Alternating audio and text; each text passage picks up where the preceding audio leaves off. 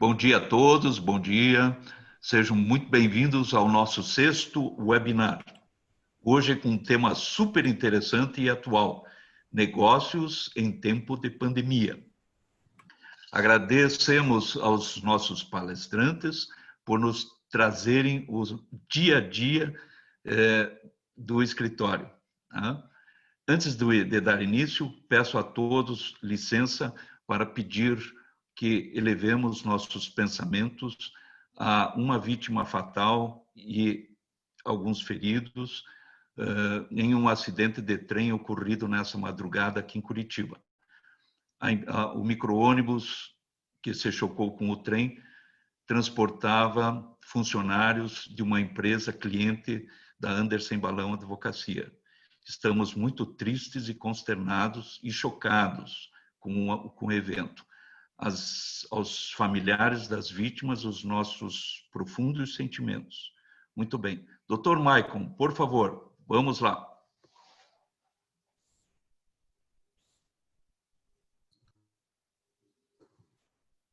Bom dia a todos. Aí, agora com o vídeo. Bom dia a todos, estamos aqui para pelo sexto webinar nosso, para falarmos dos efeitos que a pandemia do Covid nos trouxe nas relações contratuais. Sabemos aí que a economia ficou bastante prejudicada, principalmente a área de restaurantes, hotéis, serviços. E então hoje nós estamos trazendo esses palestrantes para falar sobre as questões da revisão contratual, dos aspectos jurídicos relacionados aos contratos no contexto dessa pandemia. Então, a ideia aqui é tentar colaborar com todos, saber as possibilidades que nós temos aí dentro desse contexto, a relação contratual, o que pode ser feito, o que não pode ser feito. E para isso, então, nós estamos aqui com a doutora, vou começar pelas mulheres, pela Natália Zanelato, que é sócia coordenadora do Departamento Corporativo, né? Ela é formada em Direito pela Universidade Federal e LLM em Direito Empresarial Internacional pela Universidade Panthéon-Assas, em Paris. O Dr. Ivens Henrique Hilbert, sócio coordenador do Departamento Societário, formado em Direito pela Universidade Federal e doutor em Direito Societário pela Universidade de Hamburgo, na Alemanha. E o Dr. Frederico Ribeiro de Lourenço, sócio coordenador do Departamento Contencioso e Arbitragem, bacharel em Direito pela Universidade Federal e mestre em Direito do Estado por essa mesma instituição. Eu passaria agora a palavra para o Dr. Frederico, mas pelo visto, acho que o vídeo dele caiu, né? Natália, conseguiria fazer a nossa introdução aí, por favor? Claro. Bom, acho que o que a gente veio conversando, eu, o Frederico e o Ivens aqui, sobre nessa ideia de apresentar para vocês um pouco o que foram esses últimos 7 meses de pandemia, sua perspectiva jurídica, alguns desafios que a gente enfrentou. Uma questão muito relevante que a gente viu nesse cenário todo é que ele é inédito, né? A gente nunca antes, pelo menos os que estão hoje aqui vivos, não passaram por uma pandemia. Então, existe um ineditismo que é específico dessa pandemia, dos efeitos que ela causou no mercado. E o que a gente viu, de forma geral, aqui introdutória para vocês, é que não existe uma solução standard. Não existe uma resposta única e certa para os problemas jurídicos que foram acarretados pela pandemia. E então, teve, assim, o direito foi criando e construindo a partir das experiências sofridas. Então, a gente viu uma transformação muito grande do direito nesse período. E a nossa ideia é apresentar um pouco disso para vocês, né? O Frederico, em especial, vai poder falar sobre os desafios que o judiciário vem enfrentando e vem sendo provocado a resolver e como ele vem se posicionando, então, nessas situações. Enquanto eu e o Ivens vamos apresentar para vocês uma perspectiva mais consultiva, pré-litigiosa, relacionada ao desenvolvimento da teoria contratual desse período. Bacana, Natália. E eu já vou perguntar para você, então, já que nós pulamos o Fred na introdução, vou direto na pergunta para você, né? Diante desse cenário todo aí da pandemia, da crise econômica que estamos, né, vivenciando aí desde de março, é possível falar que existe um dever de se renegociar as relações contratuais? Como é que ficou isso daí? Como é que o judiciário vocês estão vendo?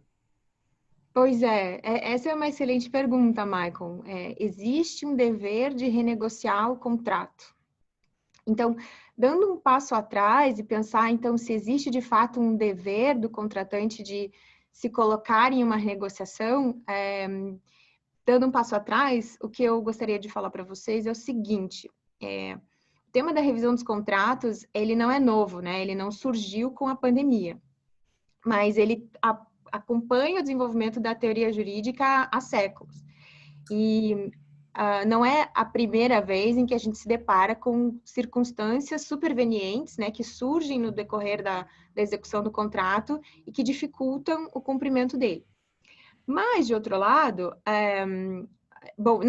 seguindo ainda essa linha, nós brasileiros, em especial, não somos novatos em crise, porque a gente já viu uma série de flutuações cambiais, a gente já viu variações em preços de commodities que são inesperadas, a gente já viu a crise de 2008, especificamente, né, a mais recente, e comparando essa crise com a de 2008, a gente tem visto vários especialistas dizendo que, ainda que a crise de 2008 tenha sido bastante devastadora economicamente, ela é diferente da que a gente está sofrendo, porque naquele momento foi muito mais um socorro aos bancos, né, às instituições financeiras. E nesse momento, o que a gente vê é que quem foi afetado diretamente foi todos os potenciais ramos do setor econômico, que dependiam de qualquer forma de aglomeração, de contato físico, né? Então, nesse aspecto, ela se alastrou de uma forma muito maior pela economia e, especificamente, enfim, aqui no Brasil, de forma bastante abrupta, como a gente tem visto pelos números, né?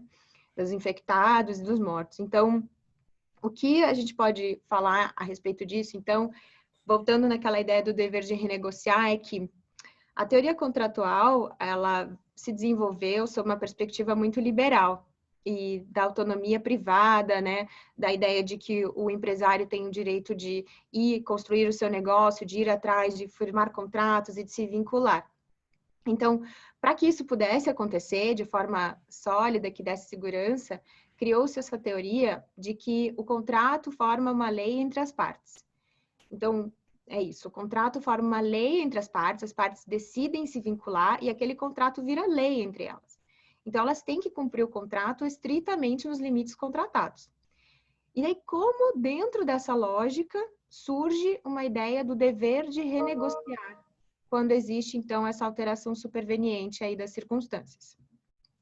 Essa lógica surge quando a gente pensa que, de uma construção mais solidarista e mais uma perspectiva mais constitucional do nosso direito privado, de que deve haver um princípio chamado equilíbrio contratual. Esse princípio do equilíbrio contratual vai nos dizer que a gente não deve obrigar um contratante a sofrer um sacrifício econômico desproporcional para cumprir uma obrigação. Então, ele não deve sofrer um sacrifício econômico desproporcional, seja em relação ao benefício que ele vai obter com aquela prestação, seja em relação àquilo que ele tinha originalmente acordado. Então, surge esse princípio do equilíbrio contratual, junto com outros princípios, como a boa-fé, como a função social do contrato, e ele vai se consolidando cada vez mais no nosso ordenamento e, enfim, né, nas relações sociais. Uma outra forma de explicar essa ideia é a teoria da base do negócio jurídico, que é uma teoria que nasceu na Alemanha e está se consolidando bastante no Brasil, que é o seguinte: os contratantes, eles se vincularam com base em alguns pressupostos, em algumas circunstâncias que existiam no momento da contratação. Se aquelas circunstâncias deixam de existir, elas são alteradas, os contratantes não têm mais a base que sustentava a obrigação deles e, portanto, têm o direito de exigir uma renegociação, de exigir, então, esse dever de renegociar. Bom, então, qual que é a solução, né? Qual que é o remédio para esse momento em que existe uma alteração que vai obrigar a um sacrifício econômico desproporcional ou que muda a base do negócio? Nesse momento, o remédio, que a gente chama, poderia ser, o caminho mais simples, o término do contrato. Então, se extinguem as obrigações, não tem mais por que você obrigar as partes a estarem vinculadas e uma parte a cumprir uma obrigação que vai lhe causar um sacrifício desproporcional. E então, você encerra o vínculo contratual, acaba o contrato. Mas será que esse caminho é bom? Será que esse é o caminho desejável? Certamente não. Certamente não, porque a ideia existe um outro princípio que é o princípio da preservação do contrato, o princípio da preservação da empresa. A gente tem uma série de princípios que preservam as relações sociais, porque esse é o caminho desejável. A ideia é manter os vínculos e tentar adaptá-los. Então, surge aí essa ideia da necessidade e da imposição de um dever de renegociar os contratos. E a ideia da renegociação é naturalmente para que ele se torne equilibrado novamente. Ela não é algo que se aplica em todos os momentos, em todas as relações, mas naquelas em que for possível, de fato, ela é recomendável. E ela é também uma alternativa à judicialização automática do conflito, que é aquela ideia de se socorrer do judiciário como primeira via. Não, a ideia é exatamente o contrário, que o judiciário seja a última via, seja a última ratio, a gente chama, né? A última saída. Então, isso por quê? Porque, como o Frederico também vai ter a oportunidade de explicar para a gente, com base nesse princípio de que o contrato é lei entre as partes, a gente tem um judiciário que não tem interesse em se miscuir nas relações privadas, não quer se meter nas relações privadas e dizer quem tem que fazer o quê, como deve ser reequilibrado.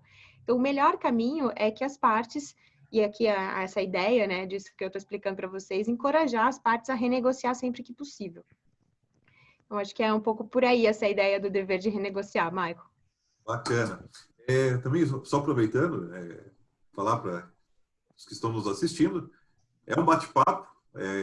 Ao final, a gente vai responder perguntas. Então, aí na parte inferior do computador ali tem o Q&A. Então, o pessoal pode fazer pergunta por ali, que ao final nós vamos distribuir e responder a todos aí, né? Ives, tendo em vista, então, que muitos ficaram impossibilitados de cumprir com suas obrigações contratuais, em seguir pagando os valores previstos em contrato, o que o empresário tem que fazer nessa hora? Maicon, eu acho que na linha do que a Natália falou, a solução, sem dúvida nenhuma, é tentar renegociar, né? Renegociar.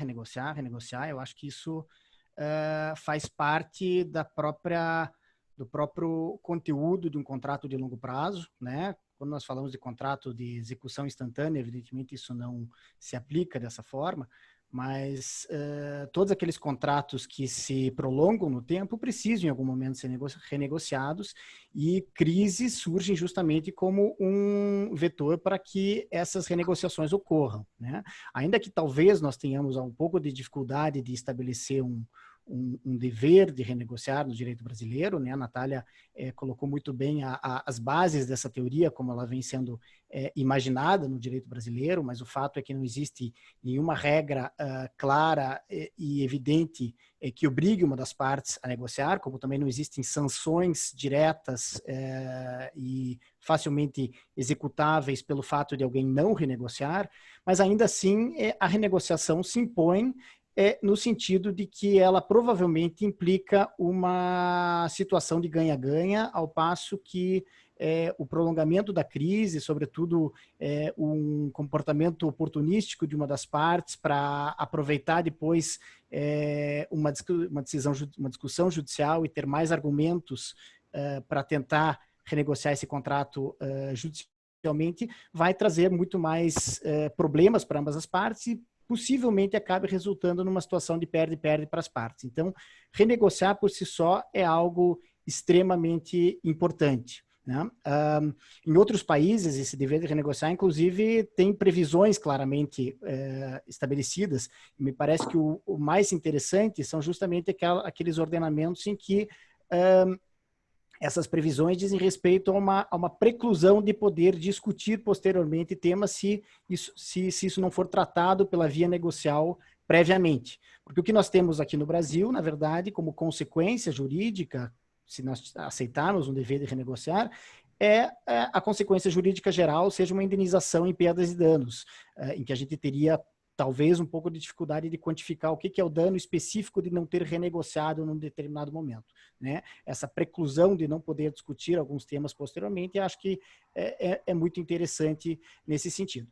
Mas no momento em que essa renegociação não surte efeitos, eu acredito que tua pergunta vá muito mais para esse lado. No momento em que, portanto, as partes tentaram renegociar mais ou menos, de forma mais ou menos intensa, e não chegaram a nenhum resultado prático adequado. O que deve ser feito por parte daquele empresário que se encontra em dificuldades, e são inúmeros esses empresários nos mais diversos setores que atualmente se encontram ou se encontraram nessa situação ao longo desse ano. Primeiramente, é necessário verificar se esse fato externo, que atualmente é a pandemia, né, mas que poderia ser qualquer fato imprevisível no momento do início, no momento da assinatura do contrato, né, ele acarretou alguma consequência específica em termos de custos para essa parte. Ou seja, é necessário tentar demonstrar um nexo causal entre o evento externo, no caso a pandemia, e um acréscimo de custos, uma possibilidade, aquilo que em direito a gente chama de onerosidade excessiva, né? E depois teremos seguramente condições de explicar mais como que isso se dá. Esse nexo causal precisa ser de alguma forma localizado. Para isso já é importante até algum tipo de assessoria jurídica para que se tenha uma base clara sobre as consequências.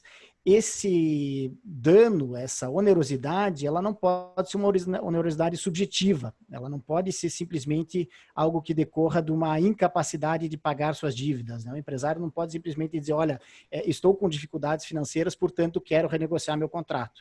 Se ele diz isso, a rigor, ele está dizendo que ele não tem condições, não apenas em relação àquele contrato, mas em relação a uma série de outros contratos. E se ele está afirmando isso, existe um instrumento específico para isso, que é o da recuperação judicial ou da falência, né? Então, o caminho não seria a renegociação pontual daquele contrato. Portanto, a renegociação daquele contrato em específico precisa demandar algum elemento intrínseco àquela relação contratual, alguma situação objetiva que tem a ver com o aumento de custos no cumprimento daquela obrigação. Por exemplo, um aumento absolutamente imprevisto de preços de matérias-primas, a falta, a escassez de insumos decorrentes de problemas na cadeia produtiva. Isso são elementos que são objetivos, que, portanto, seriam aplicáveis a qualquer fornecedor naquelas mesmas condições. Ao passo que os elementos subjetivos, uma eventual perda de faturamento, dificuldades de pagar determinadas obrigações, são elementos subjetivos e, como eu disse, portanto, deveriam levar a outras soluções jurídicas. Estabelecido, portanto, esse nexo causal, é possível analisar quais instrumentos jurídicos podem ser aproveitados para uma renegociação, né? E aí nós entramos nessa discussão nos tribunais. Só complementando, é importante a gente ter uma atenção bem grande em relação ao tratamento do tema pelo Poder Judiciário. Inicialmente, a gente, até por conta do momento atual, a gente pode ser atingido por uma série de desinformações, né? Quando há divulgação de algumas decisões que aparentemente são aplicáveis homogeneamente a todos os casos. Então, houve-se eventualmente uma notícia sobre uma suspensão de pagamento de aluguéis de determinado imóvel, suspensão das obrigações, mas, na verdade, essas decisões elas são sempre pontuais para aquele caso específico. E ainda que o empresário tenha ou se coloque numa situação análoga, é fundamental que ele busque uma assessoria, busque a análise do seu caso concreto junto à assessoria jurídica, para que ele possa, então, ver se ele terá direito ou não a uma busca da solução análoga no caso dele. Aí, dentro disso que o Dr. Ivens falou, a gente começa a perceber que, assim, essa análise ela tem que ser feita com muito cuidado e dentro das condições, como foi dito, objetivos do contrato, né? A gente não pode acreditar que o judiciário vai se sensibilizar ou que o direito poderá, de alguma maneira, se tornar mais maleável em relação a um problema específico do empresário. Então, é fundamental que dentro disso seja demonstrado no judiciário que existe a necessidade dessa intervenção, que se esgotou as negociações, que as negociações, a tentativa de renegociação não foi exitosa e que a busca ao Poder Judiciário seria a ferramenta, como a doutora Natália fala, a última ratio ali dessa decisão, dessa questão. Então, por quê? Por que a gente fala isso? Porque os juízes têm muito cuidado, as decisões judiciais que a gente vem analisando, eles têm adotado como uma cautela entender o fenômeno contratual de um modo mais complexo e rico, né? Então, assim, inicialmente, ele vai analisar e verificar se aquele problema que atualmente a empresa percebe por conta da pandemia já não era algo que vinha se apresentando, se a empresa já não tinha um histórico, um problema relativo àquilo e houve um agravamento. Para que isso, então, para que a pandemia, o impacto dela tenha sido algo excepcional e que possa gerar uma revisão daquelas bases objetivas do contrato. E a partir disso, os juízes também estão tendo um cuidado bastante grande, o judiciário, em perceber, entender se aquela atividade econômica ela tem uma viabilidade pós-pandemia, para não se buscar também onerar demais o credor, em perpetuar uma contratação, em postergar, em ter uma moratória dos seus haveres, sem que ele tenha uma perspectiva futura de recebimento. Então, assim, na balança da justiça, são vários elementos que devem ser sopesados e analisados. Então, por isso que é bem importante sempre ter um acompanhamento, um entendimento da real situação da empresa e dessa viabilidade do adimplemento. E aí a gente tem várias decisões que, casuisticamente, conforme a necessidade, suspendem por um prazo determinado as obrigações, diminuem os valores das obrigações, aí conforme a necessidade de cada um. E voltando só na questão contratual, a gente tem que perceber que o contrato ele não é um ato único, isolado, ele depende das partes buscarem dentro do processo de cumprimento do contrato todas as cautelas para que ele chegue ao final. As pessoas contratam para executar, não contratam para que aquele contrato não seja realizado. Então, assim, até um esforço, uma necessidade do próprio credor, eventualmente se adiantar em alguma situação que ele possa acreditar que é importante ou delicada para o seu cliente e, de alguma maneira, já discutir a viabilidade daquele contrato. Eu digo isso por quê? Porque o judiciário ele tem tomado essa cautela de analisar a questão pré-litígio e verificar se efetivamente ali não foi uma questão de intransigência das partes ou de uma das partes para se chegar no judiciário, porque cada vez mais se busca ou se evita, o judiciário evita se imiscuir na autonomia privada.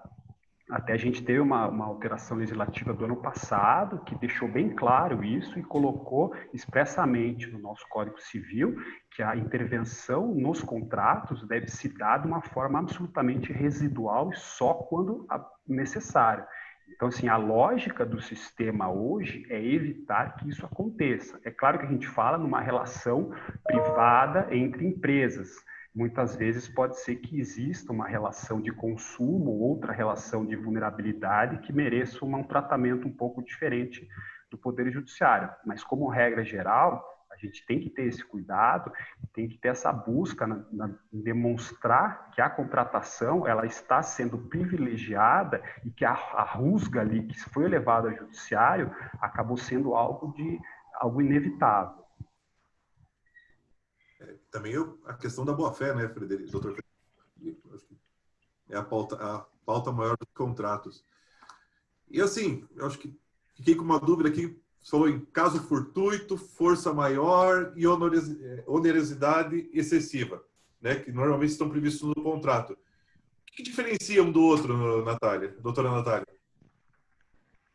Michael, essa é uma pergunta muito interessante e é importante a gente entender esses conceitos, que pode parecer um juridiquês, né, onerosidade excessiva e tal, mas é em grande medida nisso que a gente vai se pautar para fins de renegociação, para fins de judicialização de uma disputa, é analisar se de fato os casos que sofreram uma alteração ao longo da execução do contrato e, de alguma forma, causaram esse desequilíbrio na relação contratual, como que eles se encaixam no sistema jurídico para que daí, então, a gente consiga falar de renegociação, de eventual judicialização. Ou então, vamos aos conceitos. A ideia do caso fortuito da força maior é a impossibilidade do cumprimento da prestação. É impossível cumprir a prestação. Por quê? Porque houve esse evento inevitável, imprevisível, que tornou o cumprimento da prestação impossível. Então, aqui para dar para vocês uma ideia, um exemplo um pouco de livro, assim, mas eu acho que é bom para ilustrar, é o caso daquele pianista que foi contratado para tocar no Guaíra em maio de 2020.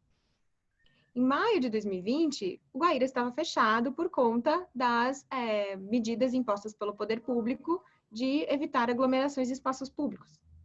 Então, esse pianista, mesmo que ele tivesse muito interesse em cumprir a obrigação dele de estar presente e de tocar, enfim, aquela, enfim, né, obra no Guaíra, ele não poderia. Ele não teria como, é impossível para ele cumprir a prestação. Então, esse é o caso do caso fortuito da força maior, tá? Então, o que ele causa? Ele causa o encerramento da obrigação de cumprir, então ele não tem mais a obrigação de ir tocar, porque ele não pôde ir, e isso libera ele de responsabilidade por não ter ido, porque ele não poderia ter ido, elementos externos a ele o impediram do cumprimento da prestação, então ele não pode ser responsabilizado por isso. Então, essa é a ideia. De outro lado, é a onerosidade excessiva que está prevista também no nosso Código Civil, que vai dizer para a gente que existe um custo excessivo, uma onerosidade excessiva, um ônus excessivo em cumprir a obrigação contratual. Então, normalmente ele vai partir de alguns pressupostos. Normalmente a gente vai encontrar onerosidade excessiva num contrato de longo prazo, a gente vai encontrar no momento que ocorre um evento superveniente, a gente fala, né, desse desequilíbrio, essa disrupção que ocorre ao longo do contrato, que vai onerar excessivamente uma parte, e daí tem também esse outro elemento que vai dar a outra parte uma extrema vantagem. Então, ônus excessivo, extrema vantagem. Ônus para uma parte, vantagem para outra parte. Bom, então aqui, por exemplo, é o caso daquele prestador, daquele contratante que se comprometeu a fornecer um insumo pelo prazo de 5 anos por um preço determinado, que era ali anualmente ajustado por algum índice de correção monetária. Quando surge a pandemia e altera de forma muito desproporcional o preço daquele insumo, que ele venderia por um preço já pré-determinado, ele fica com um ônus excessivo em fornecer, porque ele compra por um preço muito maior do que aquele que ele revende. Então, ali é um exemplo clássico também de onerosidade excessiva. O que a gente vê, eu falei para vocês de ônus e vantagem, e existe uma crítica também a essa ideia de que tem que gerar uma vantagem, e aqui na pandemia a gente viu, né? Como assim vantagem? Ninguém está tendo vantagem num contexto desse em que normalmente está todo mundo sendo prejudicado, então é difícil falar em vantagem. De fato, essa ideia da vantagem, ela não vinga muito, porque a ideia é que o simples fato de uma das partes estar sendo onerada já gera uma vantagem para a outra, porque se aquele comprador que estava revendendo um insumo está tendo um custo excessivo, naturalmente a outra parte está tendo uma vantagem em comprar a preço, aquele preço já previamente negociado dele. Então, o ônus excessivo e a extrema vantagem, eles se confundem de forma que não se fala muito nessa questão da vantagem extrema. Então, esses dois direitos, né, tanto o caso fortuito de força maior, que vai liberar o contratante da obrigação de prestar, vai liberar da responsabilidade por perdas e danos por não ter prestado, quanto à onerosidade excessiva, que, desculpa, agora acrescentando a onerosidade excessiva, o que acontece quando ocorre a onerosidade excessiva? Surge, então, essa ideia de que aquele que está sofrendo um ônus excessivo, ele é liberado da obrigação de fornecer, e ele pode propor uma renegociação do contrato. Se houver uma renegociação do contrato, aí o contrato continua nessas novas bases renegociadas. Ou então, esses dois conceitos, continuando, caso fortuito, força maior e onerosidade excessiva, eles partem todos daquela ideia que a gente vem construindo até aqui de equilíbrio contratual. E o que a gente precisa entender a partir disso é que se a balança vai pender para um dos lados no contrato, deve, então, se buscar reequilibrar o contrato. Bom, a gente está colocando tudo isso, mas é muito importante a gente colocar aqui um contraponto de que não foram todos os contratos que foram afetados pela pandemia. E não foram todos os contratos que foram igualmente afetados. Alguns foram muito afetados e se tornou impossível cumprir, outros foram um pouco afetados, e outros, mesmo que afetados, já tinham dentro de si um pressuposto de que havia um risco elevado naquele contrato, de que havia um risco e que as partes concordavam com aquele risco naquela contratação. Então, esse tipo de contrato é um exemplo que não comporta renegociação por conta de uma onerosidade que se dá ao longo do contrato. Então, são alguns específicos que se encaixam nessa categoria, mas é importante a gente olhar que, para esse tema, é um tema de caso a caso, é um tema que, de fato, vai demandar uma análise específica, até como o Ivens vinha dizendo, né? Para que você demonstre realmente um nexo de causalidade entre um efeito da pandemia com a impossibilidade de cumprir uma obrigação ou o ônus que foi gerado no cumprimento dessa obrigação e que, então, isso seja base para uma renegociação ou uma discussão judicial. Eu acho que até agora eu passo a palavra para o Frederico, porque eu acho que ele vai ter algo para falar para a gente sobre como que o Poder Judiciário vê esse tema. Não, acho que é bem importante, porque esses conceitos jurídicos, eles ainda que sejam relativamente, por serem relativamente abstratos, eles dependem de uma concreção na realidade. E essa busca desse enquadramento na realidade, ele é feito nos processos, nas discussões judiciais, a partir de uma análise que extravasa o campo jurídico. Então, muitas vezes, como a doutora Natália colocou, as questões econômicas ali envolvidas, até relativamente a faturamento, capacidade econômica, impacto nas atividades desse contrato, eles acabam sendo necessariamente analisadas e enfrentadas pelo Poder Judiciário. Porque uma mesma empresa que loca um imóvel num shopping pode ter o benefício, pode ter sofrido uma onerosidade a partir da pandemia, mas naquele mesmo shopping pode ter uma cadeia de lojistas que tem uma operação estruturada que economicamente o julgador pode entender que faz parte do risco dele, porque ele não tem um impacto importante. Então, assim, nos parece que essas questões sempre elas têm que ter muita cautela na análise e trazer esses elementos econômicos de enfrentamento para deixar o juiz e o judiciário confortáveis nas decisões que eles venham a tomar.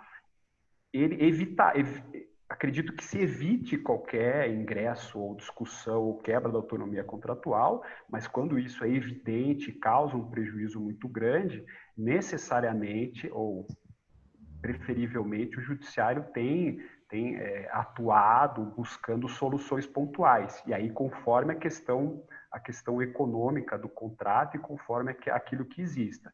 E tudo isso, assim, esses institutos jurídicos, eles são importantes da gente trazer pelo seguinte: o judiciário não pode decidir por uma equidade, por um valor, entendendo, no caso concreto eu imagino que o mais justo, mais equânime é essa ou aquela situação. Ele precisa de uma norma jurídica, um fundamento jurídico para poder balizar essa decisão dele. Então, esses institutos, até que possam ser um pouquinho enfadonhos para quem não é da área, mas assim, eles são fundamentais para isso, porque todo e qualquer impacto econômico, que é o que a gente está pensando como um contrato, todo e qualquer impacto econômico, ele tem que ter uma base jurídica para você discutir isso, e você deixar, apresentar para o judiciário isso. E são teses novas, assim, na doutrina, na jurisprudência, tem gente que entende que é caso fortuito força maior, tem gente que entende que é onerosidade excessiva, e tem alguns que entendem até que está falando em inadimplemento não culposo do contrato, que não enseja uma penalidade. Então, assim, se pensa até numa contratação que eu não pude cumprir, ponto final. Não tenho que dizer que eu estou obrigado a cumprir ou estou em atraso. Não, eu não pude cumprir a obrigação. Então, todas esses institutos, eles são importantes para isso. E sempre, assim, é fundamental a gente pensar a partir da ótica econômica e mostrar para o juiz aquele impacto importante daquele contrato específico, daquela relação negocial ou até daquela previsão específica. Então, pode ser um contrato com várias obrigações que uma delas possa estar gerando um problema para outra parte. Isso tudo, sim, é passível de você se discutir. Como a Natália falou no começo, novidade, né? Tudo acontecendo agora, é novidade para o judiciário, novidade para os empresários, novidades para nós também. E eu queria saber, doutor Ives, assim, se teve, nesse meio tempo aí de pandemia, se teve alguma inovação na legislação que tenha influenciado, de certa forma, facilitado a revisão, renegociação de contratos. Isso ocorreu durante a pandemia também, para surgir todas essas dúvidas e como aplicar, né, a questão da onerosidade, a questão da força maior. Como é que ficou isso daí? Ocorreram algumas iniciativas, sim, Michael, nesse sentido. É até peculiar se nós pensarmos, né, no começo da pandemia houve a emissão de uma série de medidas provisórias por parte do governo, nenhuma delas tratando especificamente de questões de direito privado, de contratos, né, haviam outros focos ali que foram tratados, o auxílio emergencial, as questões de macroeconômicas, né, que precisaram ser tratados, mas a questão contratual, ela foi objeto de um projeto de lei específico. Esse projeto foi desenvolvido por alguns professores estudiosos da área do direito privado, né, e acabou resultando em lei.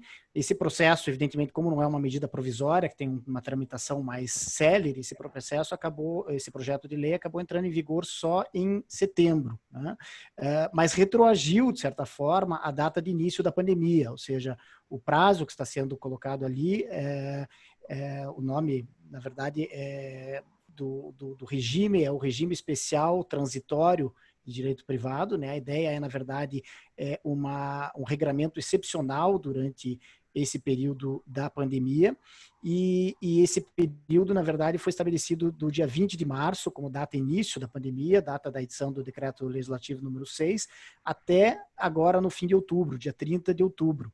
Durante todo esse período, nós tivemos, portanto, uma série de regras do direito privado que foram, de alguma forma, afastadas ou amenizadas ou alteradas com o propósito de fazer frente aos efeitos da pandemia. O projeto em si era um pouco mais extenso, na tramitação no Congresso ele foi um pouco reduzido. Para o que nos interessa aqui, do que nós estamos tratando, os contratos de locação, havia alguns regramentos específicos de contratos de locação, inclusive no projeto original havia algumas possibilidades de que em determinadas circunstâncias, locatários deixassem de pagar os seus aluguéis sem quaisquer consequências, um pouco na linha de eventos impeditivos, ou seja, de eventos de força maior ou caso fortuito, justamente porque ali muitas vezes se trata de pessoas físicas que podem ter situações particulares que talvez não se encaixem nessas regras do caso fortuito, mas teriam essas possibilidades. Isso acabou caindo ao longo do processo legislativo, até porque era, sem dúvida nenhuma, um tema polêmico. O que permaneceu com relação aos contratos de locação diz respeito à proibição de ordens de despejo ao longo desse período de pandemia, o que, de certa forma, já vai ao encontro daqueles que, eventualmente e por prazo determinado, não podem pagar seus aluguéis, né? Posteriormente, evidentemente, isso em algum momento perde o sentido e esses aluguéis, inclusive os pretéritos, vão precisar ser pagos. Mas, mais especialmente, eu até destacaria as alterações desse projeto de lei, que resultou na Lei 14.010, que dizem respeito às questões justamente da onerosidade excessiva, das quais a Natália relatou há pouco. O objetivo aqui, como em uma série de outras normas desse projeto, não era tanto facilitar a vida de devedores que não pudessem pagar suas obrigações nesse determinado momento, mas muito mais prevenir um certo comportamento oportunista que poderia surgir justamente em decorrência da pandemia, de modo que muitas pessoas alegassem a pandemia como razão única e suficiente para deixarem de pagar suas obrigações, né? E o legislador, de certa forma, entendeu por bem enfrentar esse aspecto, por exemplo, ao introduzir nesse artigo, se trata do artigo 7º da Lei 14.010, algumas exceções que não poderiam ser consideradas hipóteses de onerosidade excessiva. Por exemplo, o aumento da inflação, a desvalorização, a variação cambial, ou seja, todos esses efeitos macroeconômicos, sem dúvida nenhuma, que podem estar ligados com as consequências da pandemia, mas não necessariamente o estão, né? A Natália anteriormente já relatou que nós estamos extremamente acostumados no Brasil a sofrer desses efeitos.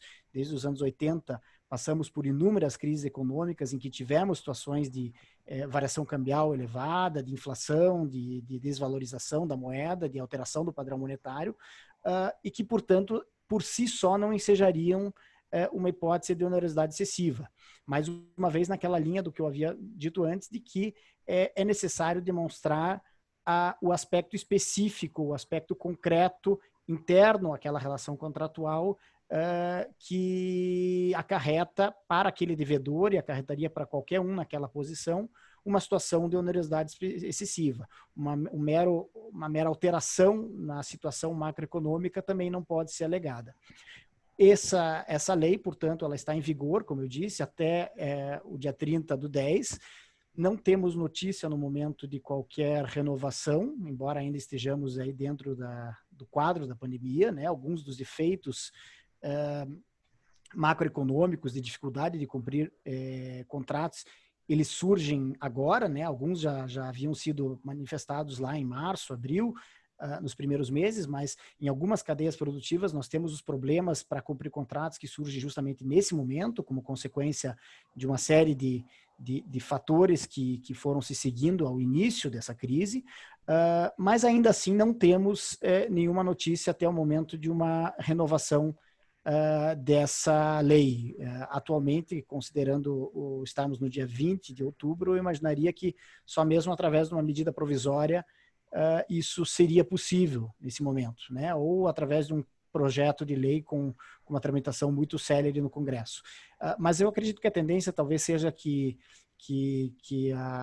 o regime transitório especial da pandemia acabe se encerrando aqui mesmo, né?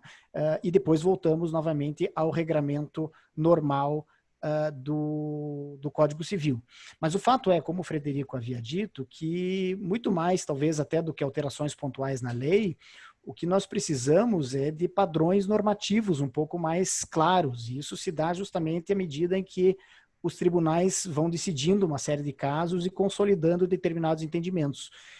E talvez um aspecto muito positivo da pandemia é justamente o fato de que, como nunca antes, os tribunais terão a oportunidade de analisar uma série de casos e definir alguns padrões específicos que passem a dar alguma concretude às regras abertas que nós temos na lei.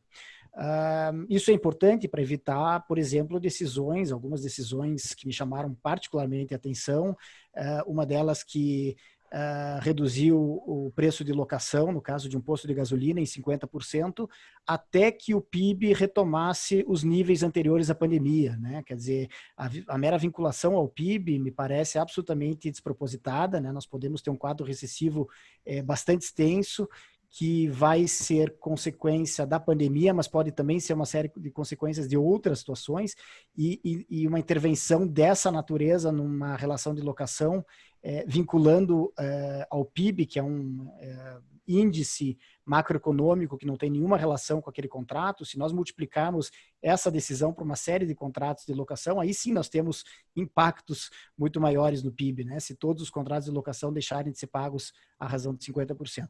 Então, eu acho que nesse sentido, os padrões normativos que surjam são muito importantes. Mas, só terminando, concluindo e voltando à tua pergunta, além disso, nós tivemos alguns outros projetos que acabaram não vingando, em especial também na lei de recuperações e falências, houve algumas tentativas específicas, mas tudo isso, de fato, também parou na morosidade no nosso poder legislativo, que até, evidentemente, também esteve bastante assoberbado com uma série de outros temas ao longo dessa pandemia e ainda tinha que deliberar à distância, assim como nós hoje estamos reunidos, né? Mas esses projetos acabaram não indo adiante, pelo menos não na velocidade necessária, e, portanto, acredito que não serão objeto de entrada em vigor durante a pandemia, a não ser que ela ainda perdure por muito tempo. Isso é interessante. Só lembrando as pessoas aí que estão nos ouvindo que, né, fazer as perguntas via Q&A ali, ou Q&A, e a gente vai responder ao final. Mas já tem uma pergunta aqui, Ives, que eu acho que dá para a gente já responder, que eu vou fazer uma outra pergunta para você e a gente já junto, que é do Antônio Arcanjo, ele pergunta, né? Essa renegociação se aplica para fornecedores, clientes, funcionários, aluguel, ou se limita só para alguns tipos de contrato? E daí eu já faço a minha pergunta para você, que é o seguinte, né? Gato escaldado tem medo de água fria. Então, como é que o empresário, as pessoas, aí já visando a resposta a essa pergunta do Antônio Arcanjo, a partir de agora todo mundo vai ficar pensando assim, será que vai ter novas pandemias? Será que vão ter novas situações?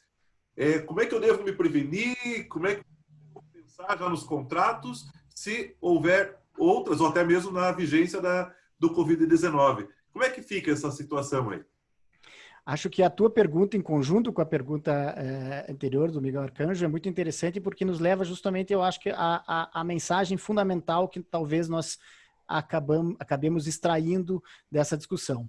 O fato de que o melhor momento para se negociar o contrato é o momento anterior à assinatura do contrato, né? Renegociar o contrato, nós podemos falar de dever de renegociar o contrato, vamos ter um pouquinho de dificuldade de situar isso em termos de consequências jurídicas no direito brasileiro, mas sempre um momento posterior é um momento em que essa renegociação é mais difícil.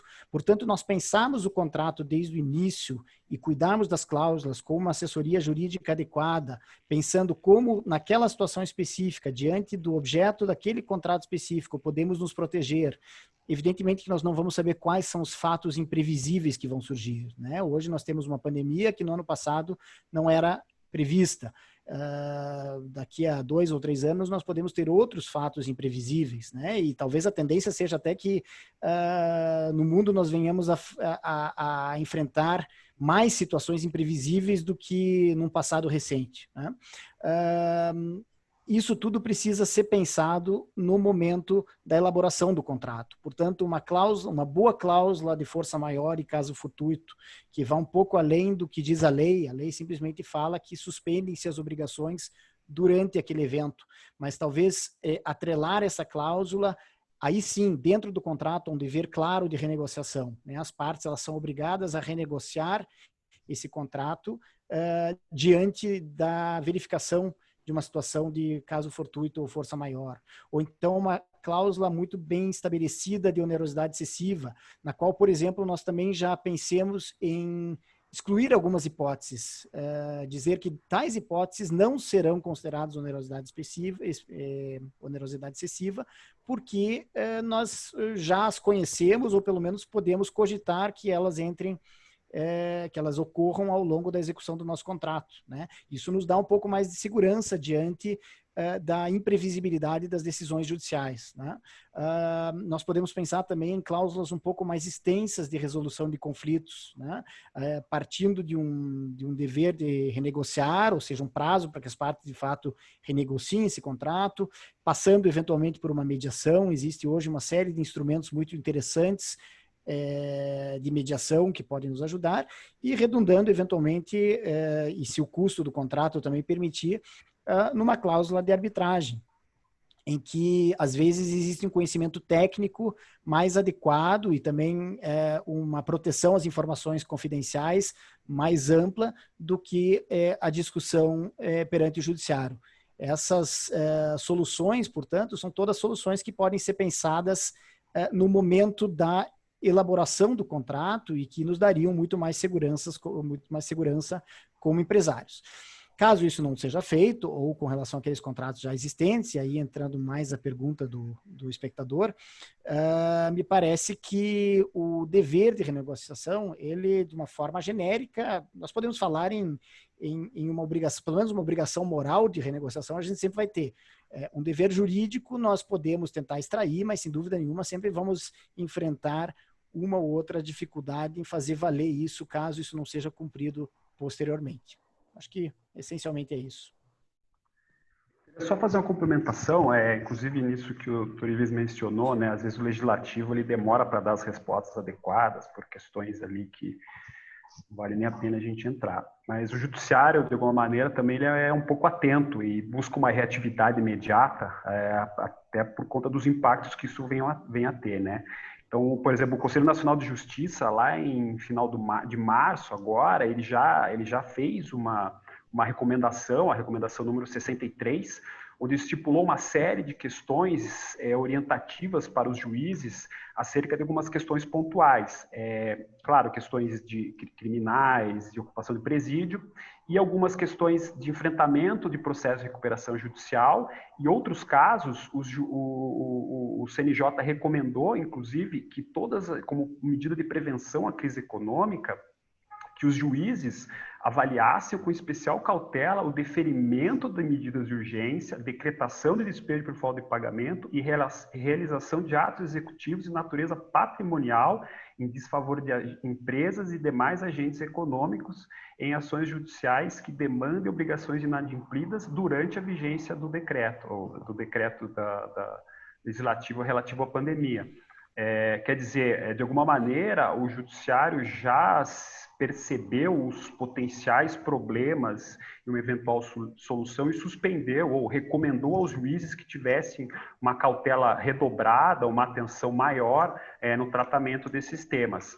Também a Rede Nacional de Conselhos de Direitos Humanos também fez uma recomendação conjunta, número 1 de 2020, onde ele também pediu a suspensão, recomendou a suspensão do cumprimento de decisões sobre reintegração de posse, despejos e correlatos, justamente para evitar o impacto social, isso tudo a partir da ótica dos direitos humanos, da dignidade da pessoa humana, para que se evitasse esse tipo de medidas que pudessem impactar na vida das pessoas, gerando aglomerações indevidas. Ele até coloca nas razões, né, dessa resolução, que eventualmente medidas de despejo podem levar essas pessoas a ocuparem locais, se aglomerarem em locais menores, o que não era desejável.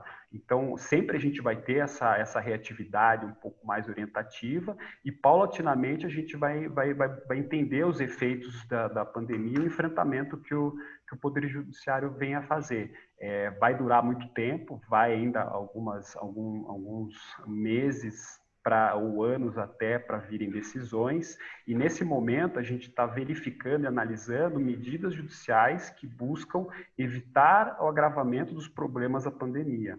Mas o momento seguinte vai ser empresas que já não conseguiram sobreviver, que vão buscar medidas, eventualmente tentando responsabilizar alguns parceiros, rompimentos contratuais, e aí a gente começa a ter tutelas indenizatórias e discussão entre as partes contratantes, porventura, por conta da pandemia. Então, aquilo que a gente colocou, é importante tanto do ponto de vista do credor da obrigação, quanto do devedor, ter esse cuidado, essa cautela de mostrar que utilizou todos os mecanismos possíveis, com base na solidariedade contratual e na boa-fé, utilizou todos os mecanismos possíveis para tentar privilegiar o cumprimento do contrato, porque a gente não sabe como que vai ser isso lá na frente.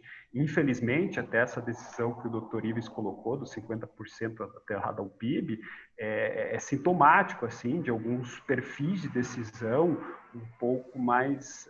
perdão pela palavra, mas justiceiros, né, e não com pouca base técnica, ainda que jurídica e econômica. Então, assim, você vai estar sujeito a enfrentar esse tipo de análise e sofrer essas consequências. Então, assim, eu acho que como orientação geral é isso, é buscar um diálogo, buscar uma negociação, deixar isso documentado, deixar isso demonstrado, claro, dentro sempre do que a empresa pode fazer e daquilo que interessa para ela, né? A gente também não pode buscar a caridade, tem que buscar privilegiar o conteúdo econômico do contrato, que é o porquê desse instrumento jurídico. Mas, assim, é bem importante ter esses cuidados, tanto da ótica do credor quanto do devedor, se está sendo cumprida essas questões e se está se tentando uma solução de consenso. Interessante.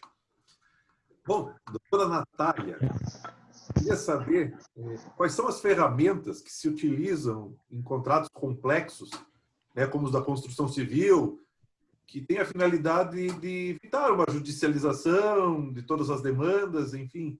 Nesse sentido, o que você poderia explicar para nós? Uma ferramenta, Michael, que se usa bastante nesses contratos de construção civil, mas que, na verdade, podem ser usados em vários contratos cujo escopo é complexo, é o que a gente chama de Comitê de Resolução de Disputas. Mas aqui no Brasil a gente usa vários estrangeirismos, né, que são os Dispute Boards. Então, esse comitê ele é formado por técnicos especialistas no objeto do contrato. Muitas vezes, então, aqui estamos falando de contratos de construção civil especificamente, então a gente falaria provavelmente em engenheiros, especialistas naquele tipo de obra. E o que eles fazem? Eles vão dirimindo os conflitos à medida em que eles surgem. Então, eles não deixam que um conflito pequeno, escalone. Eles têm uma atuação bastante pontual e específica já na origem do problema. Especialmente quando esse dispute board ele é criado numa modalidade que a gente chama de full term. Ele vai ser constituído já lá no começo da obra, não tem nenhum litígio ainda, não tem nenhuma dúvida sobre como deve ser cumprido, sobre, enfim, né, disparidades ou dúvidas contratuais ou dúvidas de cumprimento contratual. Mesmo antes de existirem, o dispute board é criado e ele acompanha o cumprimento do objeto do contrato, passo a passo. E aí, o que a gente consegue evitar nesse momento? Quando a gente sabe, especialmente nesse tipo de contrato, que vai haver dúvidas sobre o cumprimento, vai haver conflitos, vai haver variações ao longo do contrato. Que eles fiquem sempre a par do que está acontecendo. Então, a gente evita essa assimetria informacional que normalmente acontece quando um caso é levado para um juiz, quando é levado para um árbitro, que vai tomar pé do que está acontecendo só quando aquilo for levado pelas partes. E, normalmente, nesse momento, você tem comportamentos oportunistas das partes, né? De dizer que não foi bem assim, você vai ter dúvidas sobre o que de fato aconteceu. Quando o dispute board está acompanhando o cumprimento do objeto do contrato, ele está acompanhando tudo que está acontecendo e está já entendendo. Então, você diminui, então, esse problema da assimetria informacional. Por exemplo, vamos imaginar aqui na pandemia, né? Escassez de matéria-prima, dificuldade de reunir os empregados porque não podia, no primeiro momento, a gente não tinha muito essa questão dos serviços essenciais, não estavam tão claros, se os empregados podiam se aglomerar ou não, as instruções no primeiro momento foi para tudo, né? Então, nesse caso, o empreiteiro, ele teria provavelmente um pleito de aumento de custos, de prorrogação de prazos para a execução da obra. Se houvesse um dispute board já acompanhando tudo o que está acontecendo naquela obra, seria muito mais difícil para o dono da obra negar o ocorrido, dizer que não concordava com o aumento de preço, dizer que não concordava com a prorrogação de prazo, porque justamente aqueles julgadores eles estão ali muito envolvidos e sabendo o que está acontecendo. Então, o que a gente vê é que ali nessa situação, o dono da obra teria esse estímulo para renegociar, ele teria, se ele não renegociasse o dispute board, provavelmente ia propor uma solução de aumento de preço, de prorrogação de prazos, enfim, ele estaria muito mais próximo do objeto do contrato. E a gente tem, assim, várias pesquisas que mostram que essa solução, assim, essa é uma ferramenta dentre diversas que a gente poderia listar, mas eu decidi trazer para vocês isso porque é algo que ainda é pouco explorado, pouco usado no Brasil. Foi algo que foi bastante noticiado durante a Copa do Mundo, porque a construção dos estádios, a maioria deles teve dispute boards acompanhando as obras e resolvendo os litígios entre os contratantes. E o que a gente vê de estudos quanto à efetividade desse instrumento é que em apenas 2% das decisões são questionadas pelos contratantes, são levadas à arbitragem posteriormente, justamente porque elas são bastante equilibradas e razoáveis, considerando a especialidade dessas pessoas que estão envolvidas e o fato de que elas estão acompanhando o cumprimento das obrigações de cada parte. O que a gente gostaria de passar para vocês, então, não são só os dispute boards especificamente, mas que existem outras formas de resolver os litígios, assim como o Ivens vinha trazendo. A mediação é uma forma bastante eficaz de resolução. Você vai ter esse mediador, né, que vai ser essa pessoa externa que vai ajudar as partes a dialogar e ajudá-las a chegar a um denominador comum que não vai impor uma decisão a elas, então não é vinculante, mas o simples fato de ajudar a promover o diálogo já é uma medida que muitas vezes evita o litígio. Então, esses contratos complexos, e, na verdade, diversos contratos, mas falamos aqui dos de construção civil porque são notoriamente complexos, eles devem lançar mão desses instrumentos para evitar que os conflitos escalonem, para evitar a judicialização desnecessária. E alcançar, né, aquele resultado ganha-ganha que também o Ivens comentou. Bastante interessante. Uma fala do doutor Frederico, lá atrás falou, né, das locações de shopping, se é oneroso, se não é, que tem vantagens, que não tem. Eu fiquei curioso para saber o seguinte, como é que o judiciário está se comportando especificamente agora, como é que estão se dando as negociações entre as partes e como é que o judiciário está se comportando no contrato específico de locação, Frederico, hoje? Na locação envolvendo empresas, o judiciário tem sido cuidadoso em verificar o impacto econômico daquela atividade, se ela foi afetada por conta da pandemia, se gerou um problema de faturamento que impeça o cumprimento das obrigações. E, de outro lado, também a necessidade financeira do locador em relação ao implemento daquele contrato.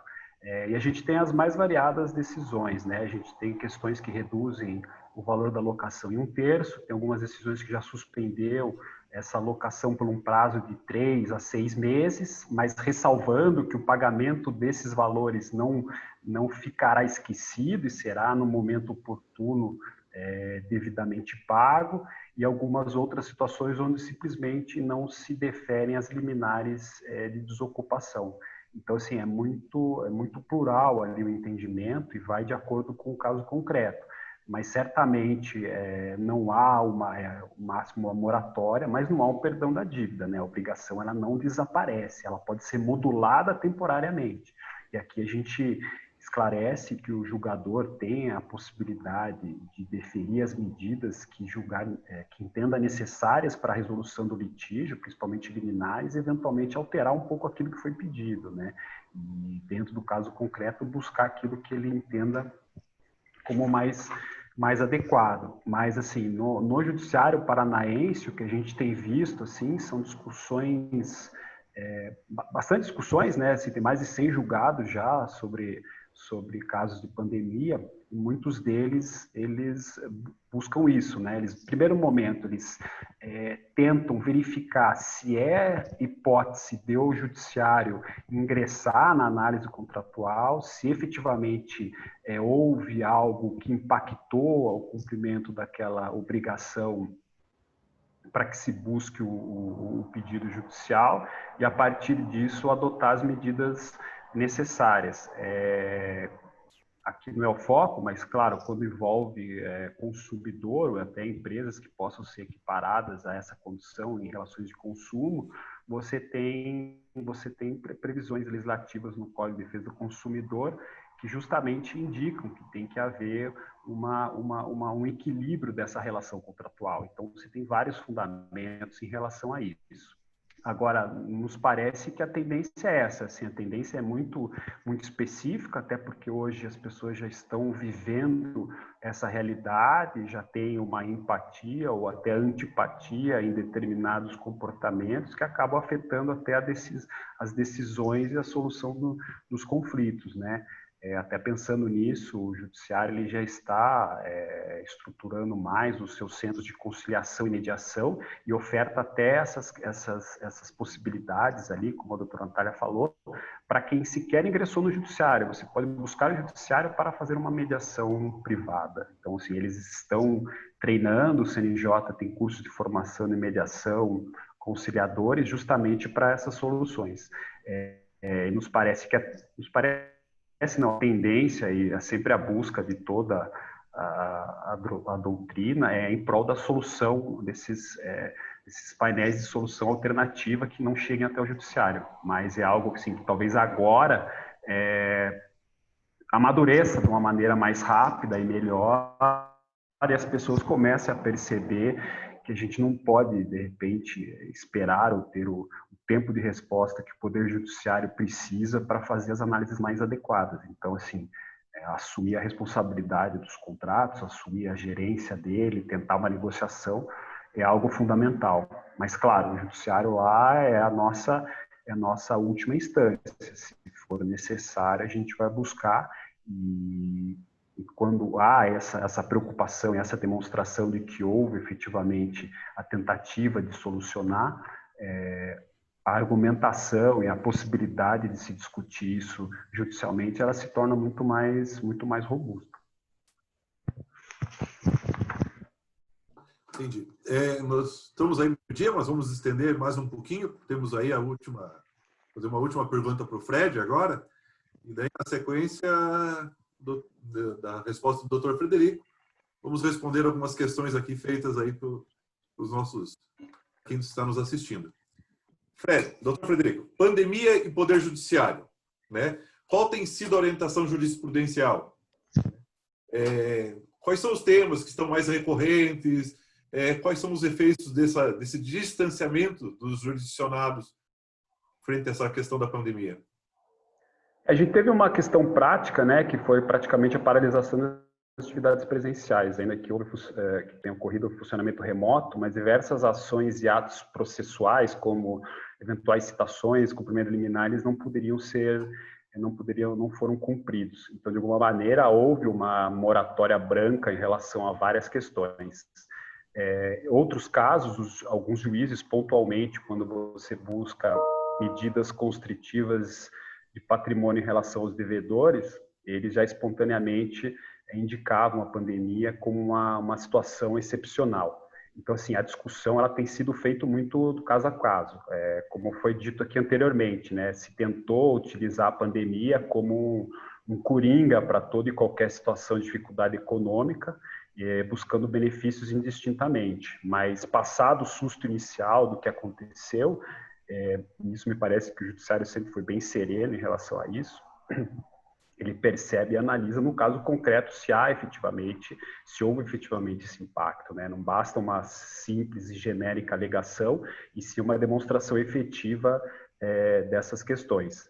Em termos de quantidade de decisões, né, a gente acaba tendo um mapeamento um pouco deturpado, né, porque as decisões dos tribunais, que já são revisões de decisão de um juiz singular do primeiro grau, que tem um acesso para consulta, né? Então, a gente não sabe exatamente como os juízes de primeiro grau têm decidido, a gente sabe como o segundo grau decide a partir do primeiro grau.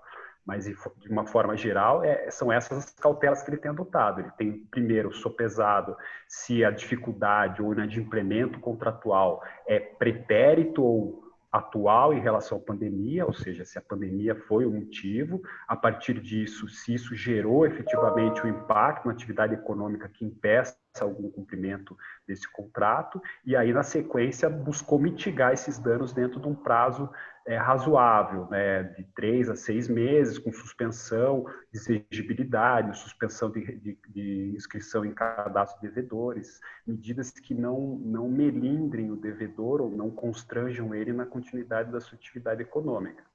Então, de uma forma geral, são essas as cautelas que a gente pode extrair como uma linha não orientativa, mas uma linha comum do que o judiciário vem decidindo.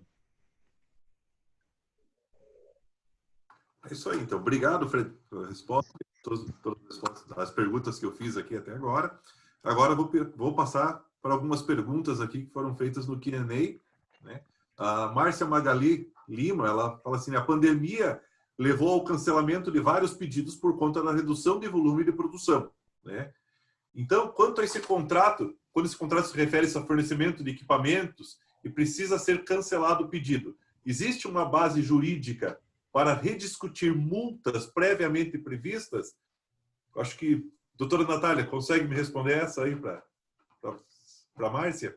Claro, Michael. Olha, Márcia, a gente precisaria analisar o teu caso para entender por que foi necessário cancelar esse pedido de fornecimento. Foi porque os insumos para fornecer se tornaram excessivamente caros? Foi porque a sua empresa já não tinha mais o fôlego financeiro para continuar produzindo?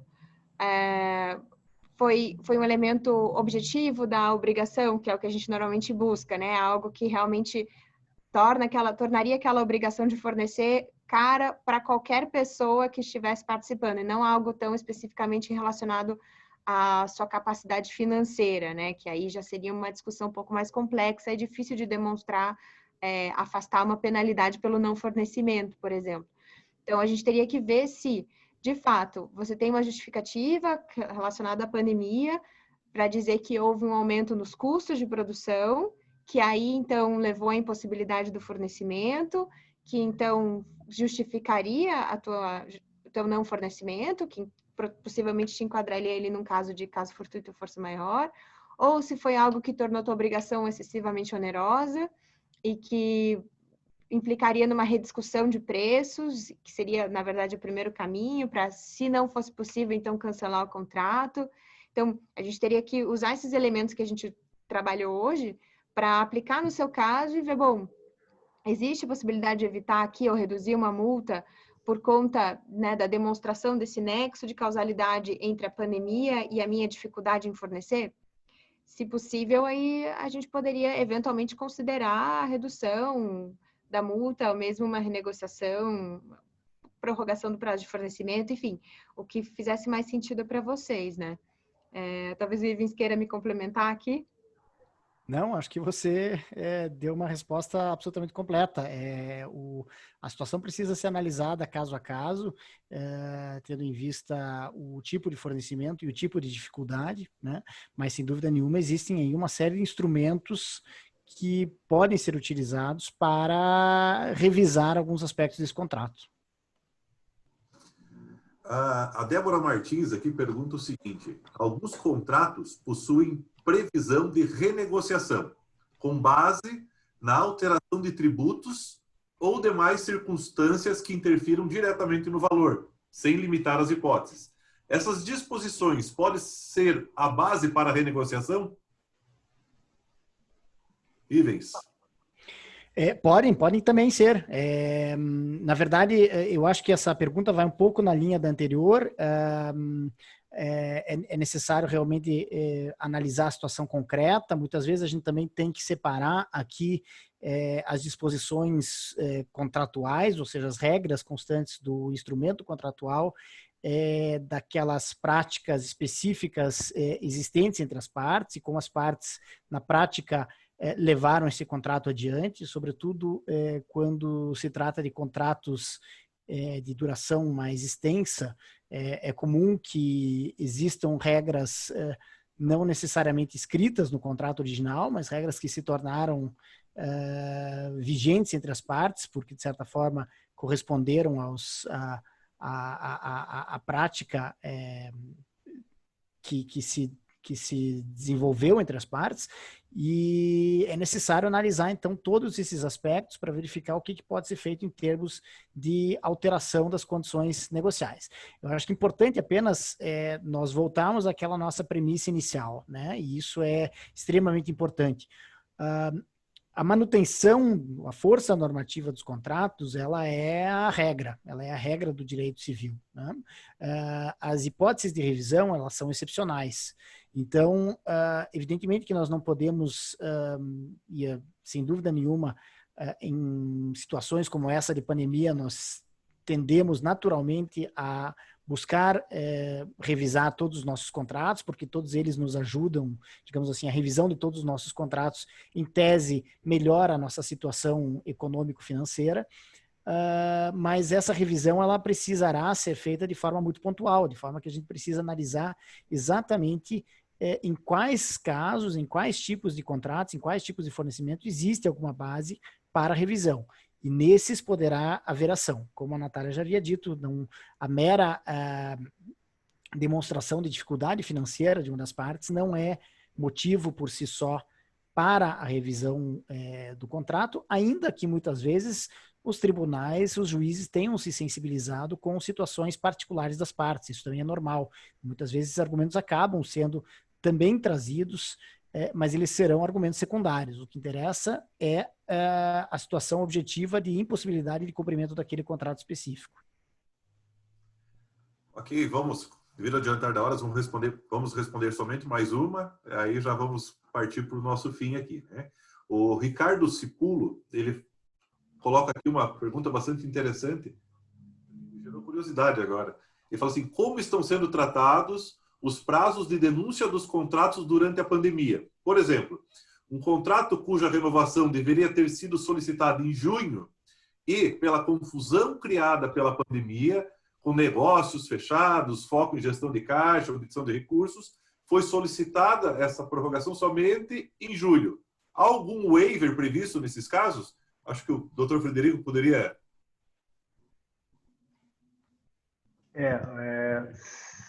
Vai depender da situação do contrato, mas me parece que, no caso concreto aí, se fosse possível o cumprimento dessa questão da denúncia por outro meio ou através de e-mail, correspondências eletrônicas, seria o substitutivo. É claro que existem relações contratuais que previamente já dispõem sobre isso, indicam que há possibilidade de exercício desse tipo de direito dessa forma um pouco mais informal, e caso contrário, fazer dessa maneira e tentar buscar, se houver uma discussão, uma chancela judicial posterior. Mas me parece que é absolutamente razoável, né? Até a gente teve algumas disposições mais genéricas para a realização de atos não presenciais, mas em relação ao contrato, talvez seja essa a orientação. Não sei se alguém quer complementar. Eu só complementaria, Frederico, no seguinte sentido: me parece que aqui também, como em qualquer outro dos exemplos que nós demos ao longo desse webinar, a questão está em, eventualmente, demonstrar uma impossibilidade de envio ou encaminhamento dessa denúncia no prazo adequado, né? É uma mera confusão subjetiva decorrente aí de uma falta de organização interna da empresa, eventualmente até porque alterou um pouco seus processos, caminhou muita gente para home office e esses prazos acabaram transcorrendo e o prazo de denúncia, portanto, se esgotou sem que fosse ofertada essa denúncia. Acho que tem alguma dificuldade de prosperar no tribunal. É necessário demonstrar objetivamente qual foi a dificuldade específica. Se ela for existente, sem dúvida nenhuma, é possível renegociar, inclusive, uma prorrogação desse prazo. Mas eu acho que isso realmente seria algo excepcional, sobretudo considerando também que os mecanismos de comunicação, de um modo geral, não deixaram de existir. E, atualmente, a maioria dos contratos, pelo menos, prevê formas diversas de comunicação entre as partes, né? Alguns ainda colocam ou se baseiam totalmente na comunicação por carta, via R, o que também jamais se tornou impossível ao longo desse período, mas a maioria, inclusive, já permite notificações por e-mail, por outro meio, de forma que precisaria realmente ser examinado com muito cuidado essa impossibilidade de uma denúncia do contrato por conta da pandemia. Bom, acho que chegamos ao final, creio que foi bastante esclarecedor a todos. Então, passo para a doutora Natália, considerações finais, já que estamos terminando. Bom, queria agradecer ao escritório pela oportunidade de nos reunir aqui para a gente conversar sobre esse tema que envolveu vários departamentos, que foi um grande desafio para o escritório. Desde que surgiu a pandemia, a gente correu bastante atrás para entender como que as pessoas estavam interpretando os fatos. A gente se deparou com uma série de casos trazidos pelos nossos clientes de dificuldades no cumprimento das obrigações ou dificuldades em obrigar a contraparte a cumprir suas obrigações. Então, foi um tema que agitou bastante esse ano, mais do que ele já vinha sendo agitado por outras questões mais prosaicas de home office. Então, para nós foi um grande aprendizado que a gente quis trazer hoje aqui para vocês e compartilhar com vocês um pouco do que a gente viu nesse período. E espera que a gente, enfim, a economia como um todo se recupere em breve, que a gente não precise se deparar muito mais com essas questões, mas na prática a gente sabe, né, que sim, ainda temos os efeitos acontecendo e por algum tempo teremos, então segue sendo um tema atual aqui para todos. Ivens? Eu agradeço especialmente a você, Maicon, pela moderação, aos colegas, a Natália, ao Frederico. Acredito que eu tive hoje a oportunidade de aprender muito com eles, né? Nós somos colegas de escritório, mas cada um lida com seus problemas no dia a dia. Infelizmente, são muito raras as possibilidades de intercâmbio como esse, num webinar. De repente, nós trocamos uma série de ideias que no dia a dia nós não temos condições, e eu espero que todos os nossos espectadores tenham tido a mesma possibilidade de aprender um pouco sobre a revisão de contratos nesses tempos de pandemia. Fred? Agradecer a todos também. Para mim, aqui eu fiquei de espectador quando não estava falando, foi bem enriquecedor, bem esclarecedor, e é esse tipo de debate que a gente consegue entender e resolver problemas. De modo geral, acho que ficou bem demonstrado que a gente está buscando sempre analisar situações concretas, dar soluções específicas, mas que ainda vai ter que ter muita paciência, muita análise, muito estudo para a gente perceber e entender como que vai ser a repercussão aí da questão no judiciário nos próximos anos. Obrigado a todos. Isso aí, foi bastante esclarecedor. Então agora, vamos para o final. Eu peço para que o Dr. Wilson Balão finalize oficialmente esse evento aqui.